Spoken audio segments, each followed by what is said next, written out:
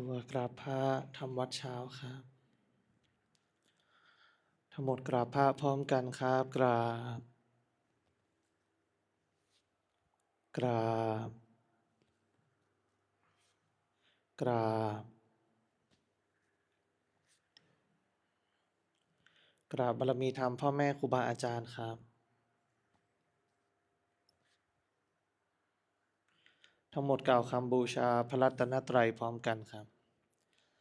อิมินาสการเร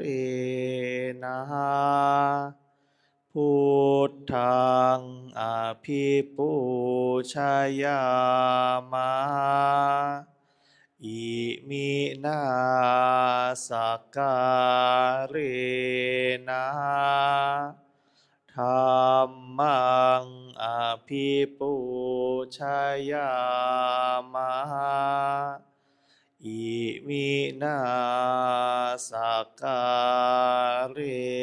นะสังฆังอภิปูชยามะอะระหังสัมมาสัมพุทโธภควาพุทธังภวันตังอภิวาเทมิ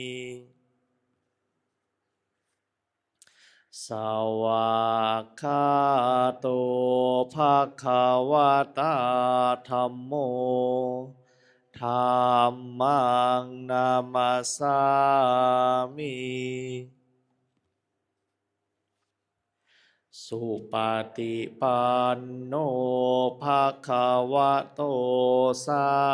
วกสังโฆสังฆังนะมามิ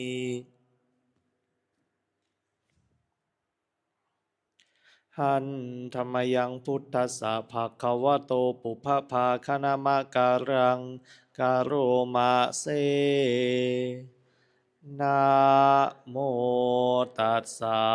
ภะคะวะโตอะระหะโตสัมมาสัมพุทธัสสะนะโมตัสสะภะคะวะโต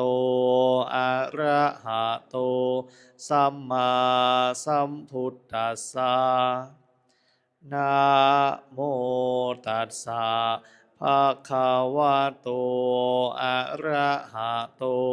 สัมมาสัมพุทธัสสะพุทธังสารนังคัจฉามิธัมมังสารนังคัจฉามิสังฆังสารนังคัจฉามิทุติยมปิพุทธังสารนังคัจฉามิทุ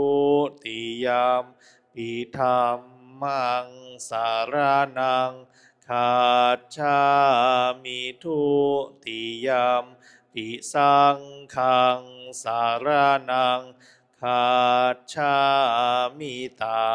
ติยมปิพุทธังสารนังคัจฉามิตติยมปิธัมมังสารนังคัจฉามิตติยมปิสังฆังสารนังคัจฉามิธรรมที่พระพุทธเจ้าทรงแสดงไว้เพื่อประโยชน์ของสัตว์โลกเป็นธรรมที่เห็นได้ยากยิ่งสำหรับธรรมที่จะกล่าวต่อไปนี้เป็นธรรมที่สามารถกระทำความสงบอันประเสริฐและสามารถประทานซึ่งสมบัติทั้งปวงเป็นเครื่องสงบเหตุร้ายทั้งปวงเป็นเครื่องป้องกันอมนุษย์และยักษ์เป็นเครื่องระงับความตายก่อนกำหนดเวลา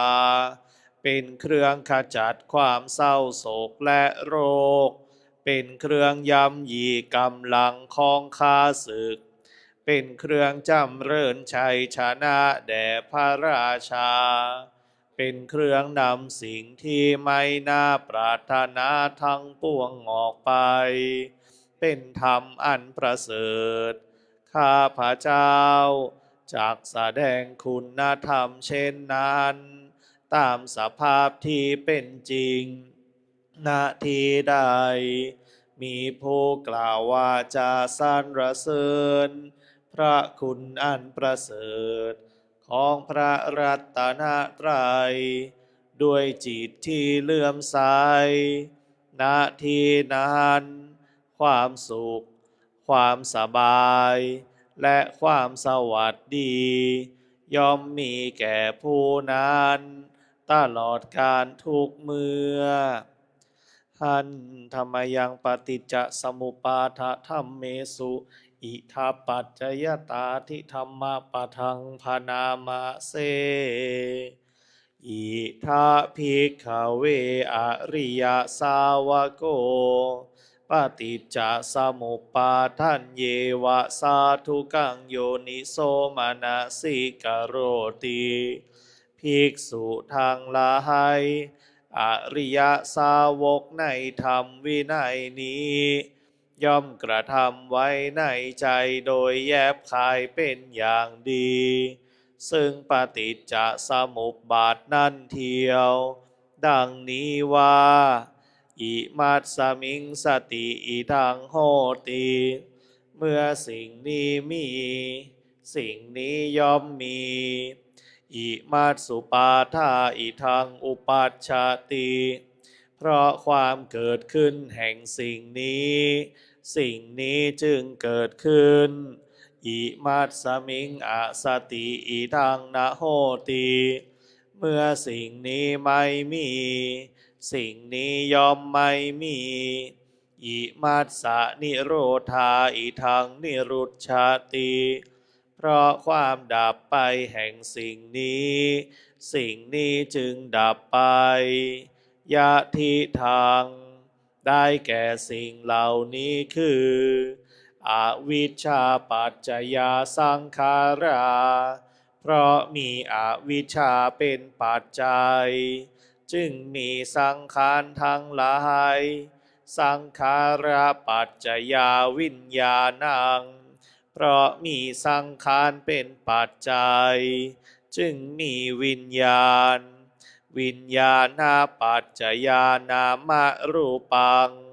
เพราะมีวิญญาณเป็นปัจจัยจึงมีนามรูป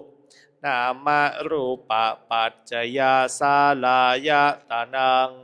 เพราะมีนามรูปเป็นปัจจัยจึงมีสาลายตนะสาลายตนะปัจจยาภัสโสเพราะมีสาลายตนะเป็นปัจจัยจึงมีผัสสะผัสสะปัจจยาเวทนาเพราะมีผัสสะเป็นปัจจัยจึงมีเวทนาเวทนาปัจจยาตัณหาเพราะมีเวทนาเป็นปัจจัยจึงมีตัณหาตัณหาปัจจยาอุปาทานังเพราะมีตัณหาเป็นปัจจัยจึงมีอุปาทานอุปาทานาปัจจยาภโวเพราะมีอุปาทานเป็นปัจจัยจึงมีภพภาวะปัจจยาชาติเพราะมีภพเป็นปัจจัยจึงมีชาติชาติปัจจยาชารามรณังโสกะปริเทวะทุกขโทมนัสสุปายาสาสัมภวันติเพราะมีชาติเป็นปัจจัยชรามรณะโสกะปริเทวะทุกขโทมนัสอุปายาสะทางหลายจึงเกิดขึ้นครบถ้วนเอวะเมตัสสะเกวลัสสะทุกขขันธัสสะ สมุทัยโยโหติ ความเกิดขึ้นพร้อมแห่งกองทุกข์ทั้งสิ้นนี้ ย่อมมีด้วยอาการอย่างนี้อวิชชายะตะเววะอะเสสะวิราคะนิโรธาสังขาระนิโรโท เพราะความจางคลายดับไปโดยไม่เหลือแห่งอวิชชานั้นเทียว จึงมีความดับแห่งสังขารสังขาระนิโรธาวิญญาณนิโรโท เพราะมีความดับแห่งสังขารจึงมีความดับแห่งวิญญาณ วิญญาณนิโรธานามรูปะนิโรโท เพราะมีความดับแห่งวิญญาณจึงมีความดับแห่งนามรูป นามรูปะนิโรธาสาลายตนะนิโรโท เพราะมีความดับแห่งนามรูปจึงมีความดับแห่งสาลายตนะสาลายตนะนิโรธาผัสสะนิโรโท เพราะมีความดับแห่งสาลายตนะจึงมีความดับแห่งผัสสะผัสสะนิโรธาเวทนานิโรโท เพราะมีความดับแห่งผัสสะจึงมีความดับแห่งเวทนา เวทนานิโรธาตัณหานิโรโท เพราะมีความดับแห่งเวทนา จึงมีความดับแห่งตัณหา ตัณหานิโรธาอุปาทานานิโรโท เพราะมีความดับแห่งตัณหาจึงมีความดับแห่งอุปาทาน อุปาทานานิโรธาภาวะนิโรโท เพราะมีความดับแห่งอุปาทานจึงมีความดับแห่งภพ ภาวะนิโรธาชาตินิโรโท เพราะมีความดับแห่งภพจึงมีความดับแห่งชาติ ชาตินิโรธาชรามรณัง โสกะปริเทวะทุกขโทมนัสแต